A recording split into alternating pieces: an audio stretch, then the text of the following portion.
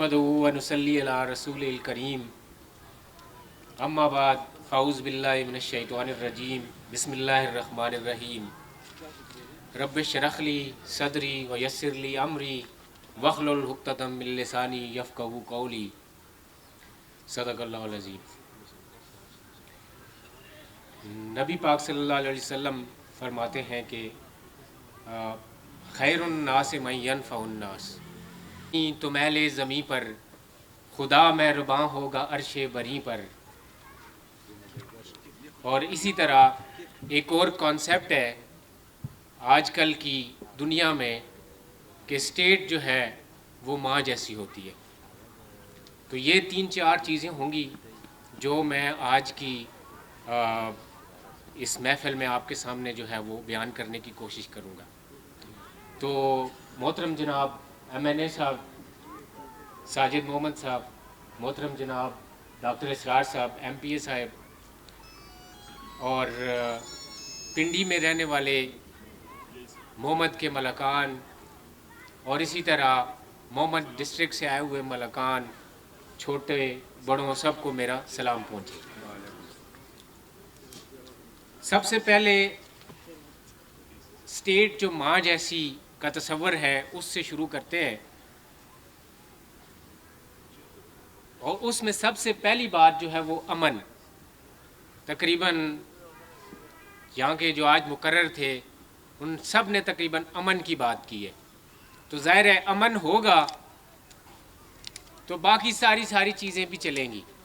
अमन जो है सेहत, तालीम, इसी तरह इकोनॉमी, सारी चीज़ें जो हैं वो अमन के साथ जुड़ी हुई है। अमन है तो सब कुछ है, अमन नहीं तो कुछ भी नहीं। तो इसके लिए गवर्नमेंट ने जो है वो काफ़ी कोशिशें शुरू की हुई हैं, और मैं आप लोगों के जो तहफ़्फ़ुज़ात हैं उसमें मैं भी अपना हिस्सा डालता हूँ कि मैं आपको ये बता दूँ कि इंशाअल्लाह मोहम्मद में जो अमन की कोशिशें चल रही हैं उसकी बिना अमन जो है वो कायम होगा, और कोई भी बंदा, कोई भी कौम, कोई भी घर वहाँ से उजड़ेगा नहीं। अगर किसी जगह के ऊपर कोई टारगेटेड ऑपरेशन अगर ज़रूरी है तो वो इंटेलिजेंस बेस्ड ऑपरेशन होगा, और कोई माइग्रेशन किसी किस्म की भी नहीं होगी। ये इंशाल्लाह आपको मेरी तरफ से गारंटी है, और ये मैं बड़ी ज़िम्मेदारी के साथ बात कर रहा हूँ। इसके MNA साहब भी गवाह हैं, MPA साहब भी गवाह हैं, और आप सब लोग जो हैं वो इसके गवाह हैं। तो इंशाअल्लाह हम जो है वो भरपूर अमन जो है वो वहाँ पे कायम करने की कोशिश करेंगे। उसमें आप अपना हिस्सा डालेंगे, हम अपना हिस्सा डालेंगे, और कोई और इदारा जो है अगर उसका कोई हिस्सा है तो वो इंशाअल्लाह वो भी अपना हिस्सा उसमें डालेंगे। इसके बाद जो दूसरी चीज़ है वो बहुत ही अहम है, और उसके साथ भी बाकी सारे मसाइल का हल जुड़ा हुआ है।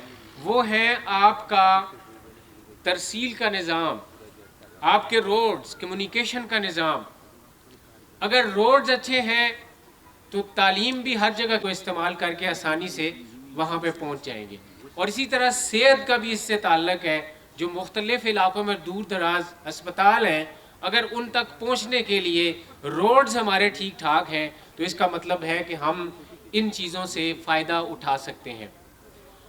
तो रोड्स के मामले में पिक्चर कोई इतनी अच्छी नहीं थी। वहाँ पे 3 ही मेन रोड्स हैं, और तीनों पे जो है वो काम जारी है। और ऐसा नहीं लग रहा था कुछ अर्सा पहले कि यहाँ पे काम ख़त्म भी होगा कि नहीं होगा।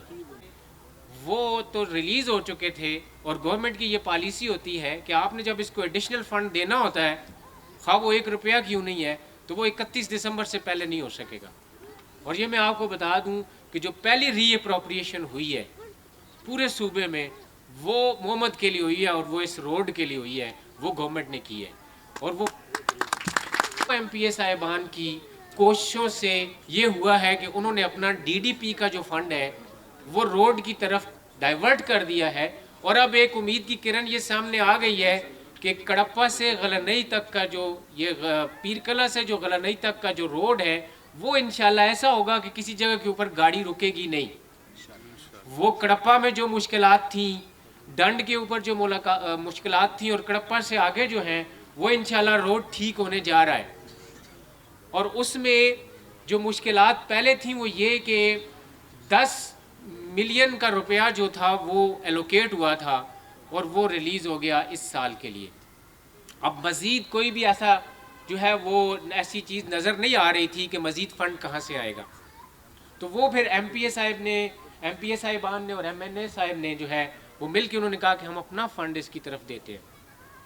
تو اس کے لیے بھی یہ تھا کہ سے جہاں تک چیزوں کا تعلق ہے تو اس میں بیسیکلی یہی تھا کہ مرجر سے پہلے یہ سارے جو پاورز تھے یہ پی اے کے پاس ہوتے تھے.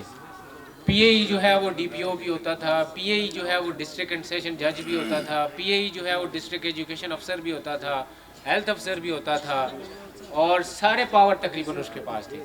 مرجر کے بعد یہ ہوا کہ یہ سارے پاور جو ہیں یہ جو ہے وہ ڈی سینٹرلائز ہو گئے ہیں، اور جو پولیسنگ کے پاور تھے جو پہلے خاصہ دار یا لیویز کو جو ریگولیٹ کرتا تھا پی اے، وہ ابھی ڈی پی او کے پاس چلے گئے ہیں.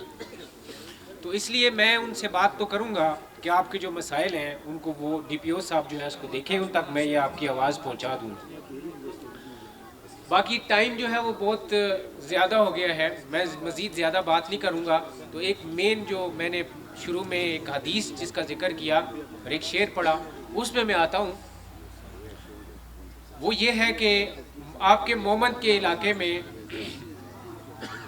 بہت سے ایسے لوگ ہیں جو غریب ہیں، وہ پاورٹی کی لائن سے نیچے رہ رہے ہیں، کچھ بیوائیں ہیں، کچھ جو ہے ایسی بچیاں ہیں جن کے پاس جو ہے وہ پیسے نہ ہونے کی وجہ سے شادیاں نہیں ہو رہی.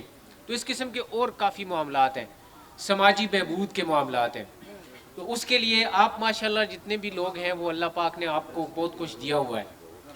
تو میری ایک تجویز یہ ہے کہ آپ کی ہر تحصیل سے کوئی ایک جو ہے آپ کا قابل اعتبار بندہ اس کو آپ سامنے لے کے آئیں، ہم بھی اس میں شامل ہوں گے. میں اپنے ڈسٹرکٹ ایڈمنسٹریشن کا ایک بندہ جو ہے اس میں ڈال دوں گا، تو پورے مومنٹ کی اس کی نمائندگی ہوگی.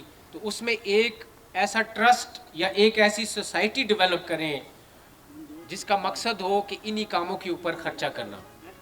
آپ جو ہے پھر وہ ڈونیشنز اس سوسائٹی کو دیں، اور وہ سارے لوگ جو ہیں نا وہ مل کے جو بھی ڈیزرونگ ہے اس کی اس طرح وہ مدد کریں. یہ رجسٹرڈ چیز ہوگی، کسی کی جیب میں پیسہ نہیں جائے گا. ایک اکاؤنٹ جو ہے وہ ڈیولپ ہو جائے گا، اس اکاؤنٹ میں پیسہ جائے گا، اس کا ایک فائنانس سیکٹری ہوگا، اور وہ جو ہے یہ سارے فائنینسز کا جو ہے نا وہ حساب کتاب بھی رکھے گا. اور اسی طرح وہ سوسائٹی جو ہوتی ہے جو گورنمنٹ کے ساتھ پھر رجسٹر ہوتی ہے اس کا پھر سالانہ آڈٹ بھی ہوتا ہے. اور چونکہ اس میں ڈسٹرکٹ ایڈمنسٹریشن بھی خود بھی شامل ہوگی. میرے پاس لوگ آتے ہیں اور وہ کہتے ہیں جی کہ کوئی بیمار ہے تو اس مدد کر دیں، کسی کا مطلب ہے کوئی اور اس قسم کا بچہ ہے وہ تعلیم حاصل کرنا چاہتا ہے مگر اس کے پاس پیسہ نہیں ہے تو آپ اس کی مدد کر دیں. تو میرے پاس ایسا کوئی ایسا فنڈ کا ذریعہ نہیں ہے کہ میں وہاں سے ان کو وہ فنڈ اٹھا کے دے سکوں. تو یہ میں آپ کو فوڈ فار تھاٹ، خیر الناس من ینفع الناس، اور کرو مہربانی تو میلے زمیں پر خدا مہرباں ہوگا عرش بری پر. تو اس چیز کو آپ لے لیں، اور دس از جسٹ فوڈ فار تھاٹ. اس کے اوپر سوچیں، اور اگر آپ چاہتے ہیں کہ یہ سوسائٹی بن جائے تو باقی پھر وہ آپ مجھے بتا دیں گے، وہ سارے نام بتا دیں گے، اس یا پشاور ٹرانسفر کر دیا جائے. بھرتی وہ لے لیتے ہیں مگر وہ کام نہیں کرنا چاہتے. اگر آپ لوگ اس میں تعاون کریں اور وہ لوگ کام کرنے کے لیے راضی ہوں تو جو کچھ 47 کے قریب جو ٹرانسفرز ہوئی ہیں محمد کے ڈومیسائل پہ جو لوگ بھرتی ہوئے تھے اور وہ 4 چلے گئے اور پشاور چلے گئے تو ان کو ہم واپس لا سکتے ہیں. پھر اس کے لیے یہ ہے کہ آپ یہ کمٹ کریں کہ آپ یہ سفارش نہیں کریں گے کہ یہ والی اس بندے کو جو ہے نا اس کا جو آپ نے آرڈر کینسل کیا ہے یا آپ اس کو واپس جو ہے وہ 4 جانے دیں یا پشاور جانے دیں. اور اسی طرح اس میں جو اہم چیز اور ہے کہ میرے لیے کوئی اتنا ایشو نہیں ہے میں ہیلتھ ڈپارٹمنٹ کو بھی کہہ دوں گا اور ایجوکیشن کو بھی کہہ دوں گا کہ آپ یہ آرڈر کینسل کر دیں، مگر وہ سارا دباؤ جو ہے وہ ایم این اے صاحب کے اوپر اور ایم پی اے صاحب کے اوپر آئے گا. تو اس کے لیے اگر یہ راضی ہیں تو یہ کام انشاءاللہ ہم کروا دیتے ہیں. اور یہ اس سے یہ ہوگا کہ جو اسپتال جس میں ڈاکٹر نہیں ہے انشاءاللہ وہ بھی وہاں پہ وہ ہو جائے گا، ڈاکٹرز بھی آ جائیں گے اور اسکول بھی جو ہے وہ آباد ہو جائیں گے۔ اس کے علاوہ جو آپ نے بات کی جو جرگوں کے حوالے سے کہ جرگہ جو ہے اس کو مضبوط کیا جائے اور سارے جو بھی مسائل ہیں وہ جرگے کے تھرو حل کیے جائیں، تو آپ سے زیادہ جرگے کے حق میں خود ہوں، اس لیے کہ میں نے دیکھا ہے کہ محمد میں ابھی تک جرگہ زندہ ہے۔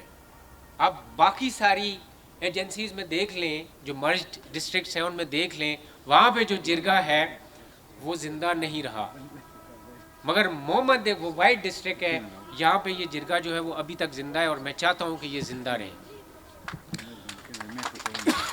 اور اس میں انشاءاللہ ہم اپنا کردار مزید بھی ادا کریں گے۔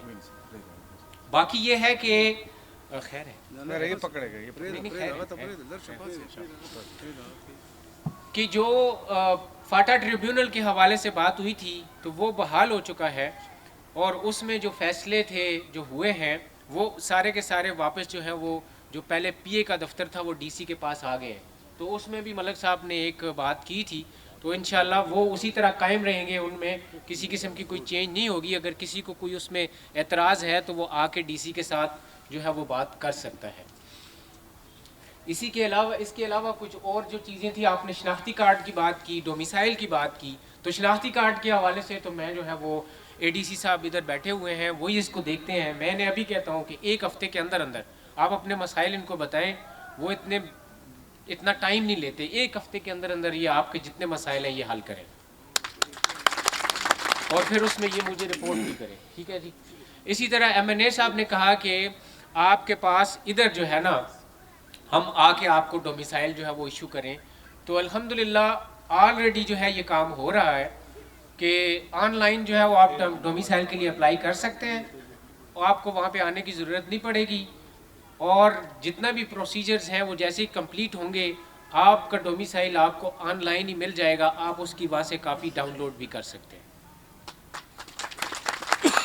اس کے علاوہ یہ ہے کہ چھوٹے چھوٹے مسائل ہوتے ہیں جس میں کسی جگہ سے آپ کو سرٹیفکیٹ چاہیے سیکٹری سے یا اس قسم کی جو اور چیزیں ہوتی ہیں، اس کے لیے میں یہ ایک کام کرنا چاہ رہا ہوں کہ میں یہاں پہ 1 یا 2 دن 1 مہینے میں جو ہے وہ اپنے سٹاف کو بھجواؤں گا، تاکہ آپ اپنی درخواستیں انہی کو ادھر ہی دے دیں، آپ کو اسے ایک درخواست کو دینے کے لیے جو ہے وہ محمد نہ جانا پڑے انشاءاللہ۔ تو یہ والا کام جو ہے وہ ہم کر دیں گے، اس میں آپ کو ادھر فیسیلیٹیٹ کریں گے، اور میں کوشش یہ کروں گا کہ آپ کے کچھ دوست جو ہیں وہ لاہور میں بھی رہتے ہیں، اسی طرح کراچی میں بھی، تو ان کے لیے بھی ہم کچھ اسی طرح کا بندوبست جو ہے وہ کرنے کی کوشش کریں گے۔ ایک تو ریکویسٹ ہے آپ سے، آپ کی موجودگی سے یہ فائدہ اٹھائیں کہ ہمارے جب سے یہ ضم ہوا ہے اس وقت سے ہماری جو پولیس نظام ہے یہ بالکل غیر تسلی بخش ہے، غیر مطمئن ہے، اس کی وجہ سے ہمارے بالکل سیدھے سادھے لوگ ہیں، اور ایسے لوگوں کو آپ نے وہاں افسر بنایا ہوا ہے جو اس سطح پہ ہیں کہ یہ ملک ہے، یہ چودھری ہے یا کوئی ہے، اس کو آپ نے وہاں افسر بنا دیا ہے، تو وہ یعنی ایسا ہے کہ وہ نہ ٹرین شدہ ہے، باقاعدہ پولیس کی ٹریننگ ایسی کوئی چیز ان میں نہیں ہے، جس کی وجہ سے ہمارے ایک غریب بھائیوں کو اور ان پڑھ بھائیوں کو بہت مشکلات اس وجہ سے پیش آ رہی ہیں۔ ایک دوسرا یہ ہے کہ علاقے دور دور ہیں، کوئی تھوڑی بہت شکایت کے لیے بھی وہاں بہت مشکل سے جانا پڑتا ہے، ہر چیز کی مشکلات ہوتی ہیں۔ یہ پولیس نظام جو ہے اس کے لیے، کیونکہ یہ آپ کے انتظام میں ہے اور آپ کے اختیار میں ہے، آپ سے انتہائی گزارش یہ ہے۔ دوسری یہ ہے کہ شاید آپ کے ہو یا نہ ہو، جو ہماری جو ایم پی اے صاحب نے بہت تفصیل سے بات کی ہے کہ ہمارا جو عزت ذل اپنا وہ محفوظ نہیں ہے، نہ جان نہ مال عزت، اور ہمیشہ یہ زندگی کا مزہ بھی اسی میں ہوتا ہے جب صحت ہو۔ اگر ایک مریض ہے، اس کو کینسر ہے، تو اس کو اس دنیا کا نور ملمانه راغلي دي، زه د دې ټولو شکریا ادا کوم، او خصوصي طور باندې زمونږ د علاقې مشر هم دی او زمونږ د علاقې اختیاري هم دی، زه د هغه هم ډېره شکریا ادا کوم، او دویم نمبر کې زه د مومن ډي سي ډېره شکریا ادا کوم. زمونږ په ژبه خو خیر دی هغه لږ کم پوهېږي، خو زه داسې پوهېږي په هره خبره باندې، نو هغه هم تاسو ته خبرې کوي. بیا زه راتلونکي د مېلمنو زما چې کوم عزیزان راغلي د اته واړو تحصیلونو نه عموماً مشران راغلي دي. دا میلمانه ما د دې دپاره نه دي راغوښتي ګنې چې موږ یو څه مسله وراته، خو زموږ د وطن ټولې مسلې دي. مسلې مسایل د سړک ده، د سکول ده، د بجلۍ ده. نو ما د عزیزان به راشي او د ده ملاقات به هم ورسره وشي او خبرې اترې به هم وشي. کومه زموږ کومه کوزه دغه وه مسله وه، نو الله به حل کوي او دوی به حل کوي. نو زه د MNA صاحب نه او د دواړو نه دا توقع ساتم چې زموږ د علاقې چې کومې مسلې دي انشاءالله تعالی الله به حل کوي او دوی به حل کوي. ډېره مهرباني او تاسو ټولو ته ستړي مه شئ، ورکلی ویم ستړي مه شئ، په خیر راغلی. بسم الله الرحمن الرحیم. ایاک نعبد و ایاک نستعین. خبرې ډېرې زیاتې وشولې، اذان هم وشو، مختصر خبرې به کومه. موږ اکثر زموږ والد صاحب بیمار وو، نو موږ چې به کله ډاکټر له بوتلو نو هغه به وایي چېرې زړه مې خوږېږي یا مې مطلب په سر باندې درد دي. نو ډاکټر له به هم بوتلو، چې کله به موږ ډاکټر له بوتلو نو ډاکټر ته به ویره دا ګونټې مې خوږېږي. موږ وایي دادا موږ ته راوستې څه دی، دا وایي څه اوس خو تا بل ځای یاد کو. نو اکثر موږ چې کله سټیج ته ودرېږو نو بیا رانه چل هیر شي چې یاره لکه اوس موږ کومه مسله بیان کړو، ځکه چې مسایلستان دی زموږ د وطن داسې دی چې یاره هر څیز پکې مسله دی. حقیقت دا دی لومبي سر کې مشر خبره وکړله د ضم کېدو او د نه ضم کېدو. زموږ د تیر ټینور کې شکیل زموږ یو منسټر و، بیزو زموږ چې کوم خویزي بیزي سب ډیویژن دی هلته راغلي وو. نو د مشرانو ته ټول ویل چې یاره د مرجر موږ ته دا نقصان دی دا نقصان دی. نو هغه دې دا تپوس وکړو چې یاره د انټرې جوړې شوي وي، کوم ایرپورټ یې جوړې شوي، هغه د مرجر څه چا راغونډ کړه افغانستان ته یې ویوړه یا هندوستان ته یې ویوړه، کوم طرف ته هغه څیزونه لاړل. اوس د مرجر نه وروسته څه وشولو؟ حقیقت دا دی چې زموږ پرون تقریبا یو 4-5 ورځې مخکې انبار کې موږ د نادره سنټر اناګوریشن وکړو. نو په ټول مومندو کې یو نادره وه د مرجر نه مخکې. اوس په هر تحصیل کې خپله نادره ده. 71 سال کې دا د مرجر ثمرات زه تاسو ته وایم، په 71 سال کې په 3 تحصیلونو کې های سکول نه و چې هغه خویزي بیزي انبار په دې 3 کې های سکولونه جوړ شولو. دغه رنګې 2008 کې د خویزو بیزو د ګریډ دپاره ځمکه اخیستل شوې وه. دا هغه څیزونه زه یادوم یو خو داسې اکثر چې دا کله په سوشل میډیا ته دا څیزونه وخیږي نو بیا ټول خلک څوک وایي یاره دا بېادبي ما خو دا تشې ډوزې ولي. نو دا دغه څیزونه به زه یادوم چې کوم جوړ شوي دي. لکه 2008 کې د ګریډ دپاره ځمکه اخیستل شوې وه د خویزو بیزو دپاره، الحمدلله هغې ته بجلي لاړه او هغې ته بجلي شروع شوې ده. اوس د هغې نه لاینونه خورېدل، دغه یو ځان له دردې سر دی انشاءالله ټیم تېرېدو سره به کېږي. 2 چې کوم دغې نه فیډرې دي الحمدلله هغه ترې وشولې او ټیم تېرېدو سو به ترې نور هم کېږي. بدقسمتي څه ده؟ بدقسمتي دا ده چې زموږ ضلع ټولې ډېره انتهایي ګډه وډه پرته ده، غریزه علاقه ده. زموږ د باجوړ MNA د ګلظفر خان تاسو بیا اورئ، ما ډاکټر صاحب ته اکثر داسې وایي دا ستاسو مومن چې کومه ده دا داسې بدرنګه ناوې ده چې دې له هر څومره میک اپ وکړي نو دا ښایسته کېږي نه. یو تاسو وګورئ اوس که موږ د خویزو بیزو خبره وکړو، صرف پنډیلۍ تحصیل ووایم نو پنډیلۍ یکه غونډ څه زموږ اقرب ډاګ او شهید بانډه راځي بیا منځ کې کړپه پرته ده، یو داره پرته ده. بیا که زموږ خویزو بیزو ته وګورئ داسې د هر تحصیل همدغه رنګې پیچیده پراته دي. بیا که خویزو بیزو ته زموږ وګورئ نو خویزي بیزي دې خوا پراته دي، خو زموږ د بیزو اخوا چې وګورئ منځ کې مطلب دا چې ډېر غټ غرونه پراته دي. موږ اوس که وګورئ چې خویزو بیزو ته دریا کابل نه موږ کوم د اوبو پراجکټ دی چې د هغې باندې به تقریبا سرپاسه 4 ارب روپۍ خرچه راځي، د هغې چې کوم سروې وغیره هر څه کمپلیټ شوي دي، ټینډر وغیره شوي دي. انشاءالله زموږ کوشش دا دی چې زر تر زره پرې موږ کار شروع کړو. نو هغه زموږ دې طرف ته خویزي بیزي چې کومه ګراونډ ایریا ده انشاءالله هغه به ټوله د هغې نه فیسیلیټیټ کېږي. هغه طرف ته موږ اوس کومه اساني پیدا کولی شو.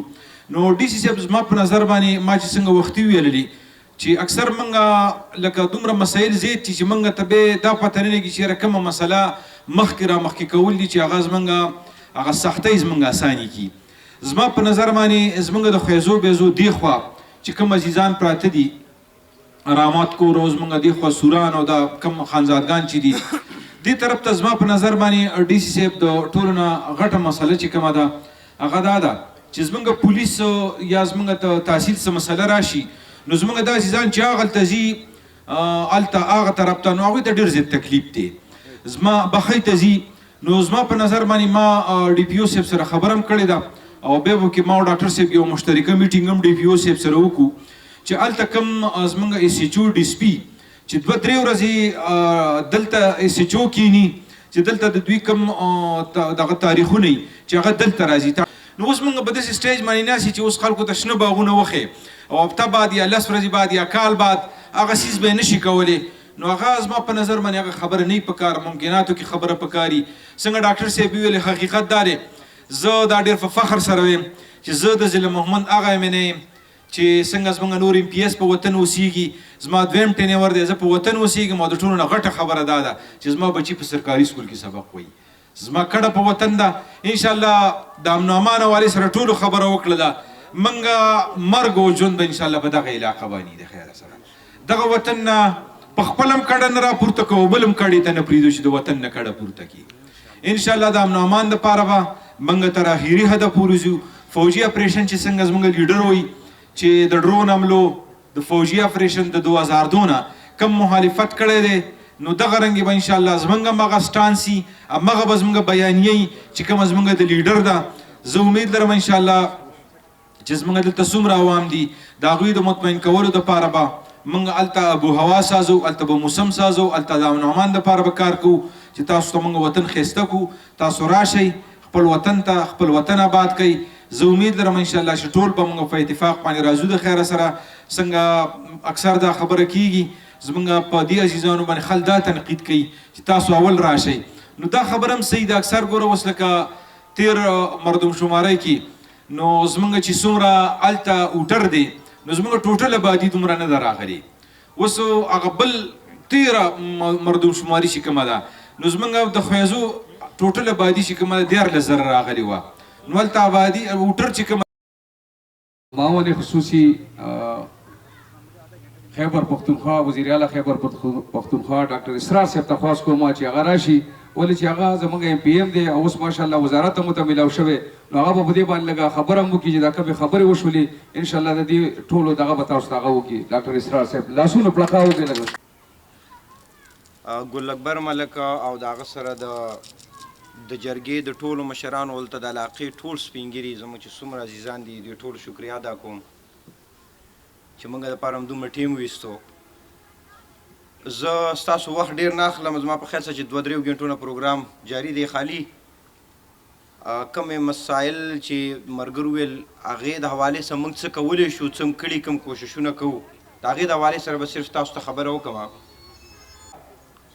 عزیزانو د دې ځینه موږ د الیکشن آغاز کړی و، دلته هم تاسو سپین ږیري او مشران ټولو راغونډولی او اوټ به م غوښتو او څه وعدې هم دسه کولې. په هغه وعدو دربارونه، غټې عهدې، دا داسې یو شی دی چې په انسان کې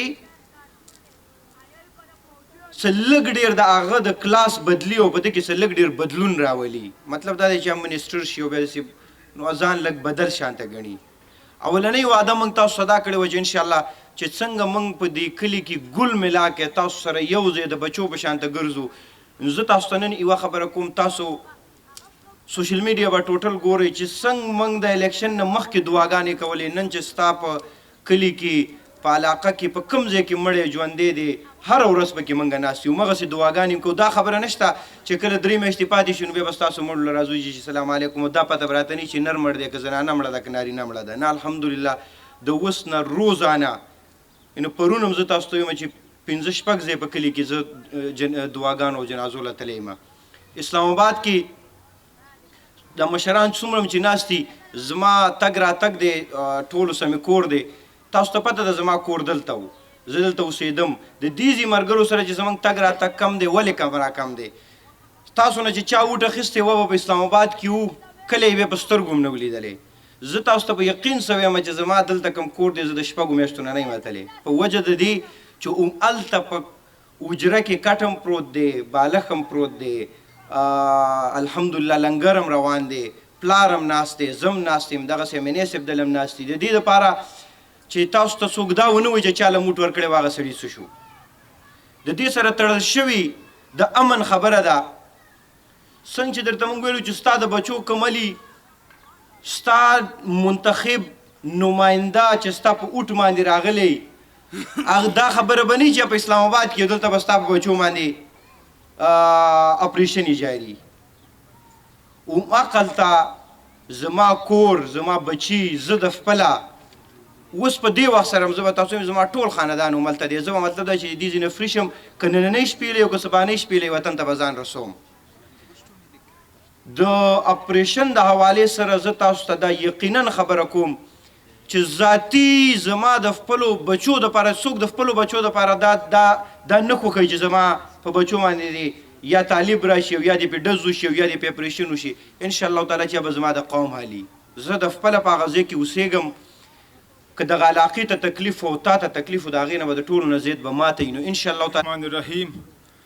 د ټولو ناول زه د ډیپټي کمشنر مومن ډاکټر یاسر حسن صاحب او د ایډیشنل ډیپټي کمشنر شکیل احمد صاحب او د ډي سي ټو ضلع مومن هشتینو همایون صاحب او د ضلع مومن ایم این اے ساجد مومن صاحب او د منسټر ډاکټر اسرار صافي صاحب چې هغوی ټیم وایسته او د دې ځای پورې راله. د ضلع مومن چې زموږ څومره مشران دي او ضلع مومن 8 تحصیله دی او په هر شهر کې د ضلع مومن د هرې ضلعې د هر تحصیل نه مشران په هغه شهر کې اوسیږي.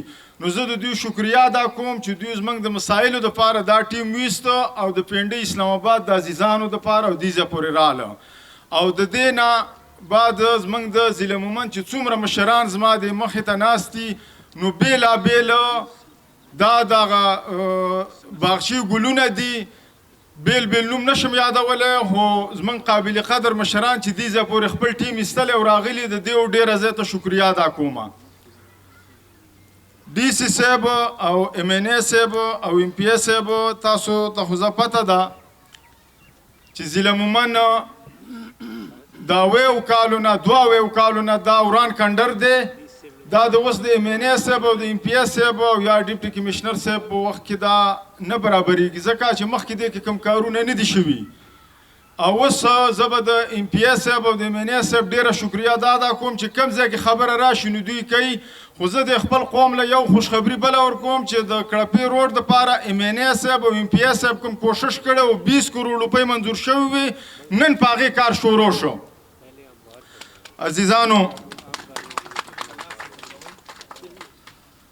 عزیزانو زه ډیپټي کمشنر صاحب او ایم این اے صاحب او ایم پی اے صاحب ته مین دا خبره کومه چې ترقیتي کارونه هله راځي چې امني.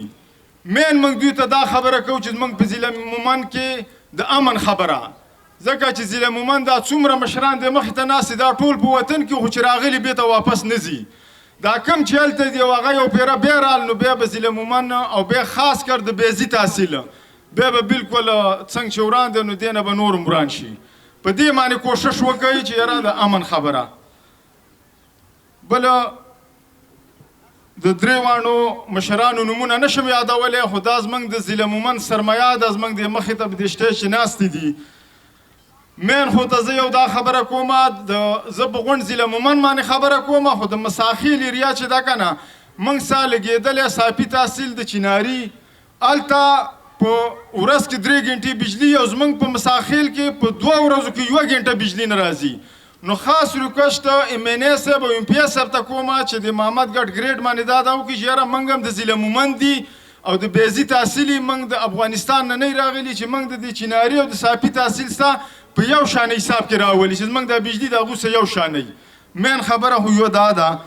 او بله زه دا وایم چې څومره شناختی کارډونه بلاک دي او پاسپورټ انکوایري کې دی نو ایم این اے صاحب او ایم پی اے صاحب او ډي سي صاحب زموږ غریب خلک دی تاسو ته پته ده چې دې ځای نه موږ ځو د غلنۍ پورې نو زموږ د بېلابېلو ورځ 2 لګېږي او 20,000 روپۍ لګېږي او زموږ اشناختی کارډ او پاسپورټ هغه په انکوایري کې. نو برای مهرباني چې موږ د ضلع مومن دي موږ پاکستاني چې موږ دا انکوایري ته نه ورچوي دا پاسپورټ او آی ډي کارډ او کوم چې بلاک دي په دې باندې تاسو داسې یو نوټس جاري کوئ چې دا بلاک کارډونه دا بېرته دغه کړي کولاو شي پوه شو ځکه چې کارډونه هم بلاک دي او پاسپورټ هم انکوایري کړي.